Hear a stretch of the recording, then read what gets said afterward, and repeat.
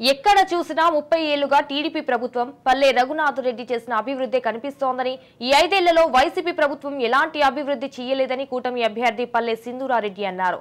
పుట్టపర్తి నియోజకవర్గం ఓడి చెడువు మండలం తంగేడుకుంట పంచాయతీలోని లింగాలపల్లి, గొల్లపల్లి, తంగేడుకుంట, మద్దకవారిపల్లి, బుచ్చిరాజుపల్లి గ్రామాలలో ఎన్నికల ప్రచారం నిర్వహించారు. అయితే గ్రామాలలోని ప్రజలు ఆమెను హారతులతో ఘన స్వాగతం పలికారు. ఇంటింటికి తిరిగి సైకిల్ గుర్తుకు ఓటు వేసి తెలుగుదేశం పార్టీని గెలిపించాలని కోరారు.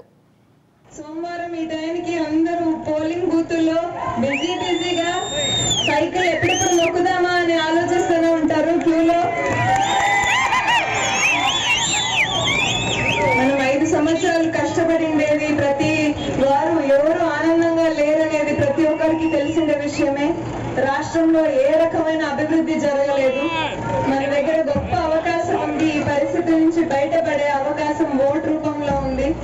ఒక్కసారి ఛాన్స్ అని చెప్పి ఇచ్చి ఎంత పొరపాటు చేసుకున్నామో. ఈ 5 సంవత్సరాలు మన రాష్ట్రాన్ని ఒక రాతి యుగంలోకి పంపించేసుకున్నాము. ఇలాంటి పరిస్థితి నుంచి బయటపడి మన పిల్లల భవిష్యత్తుని మంచిగా చేసే ఒక గొప్ప అవసరం ఎంతో ఉంది మనకి.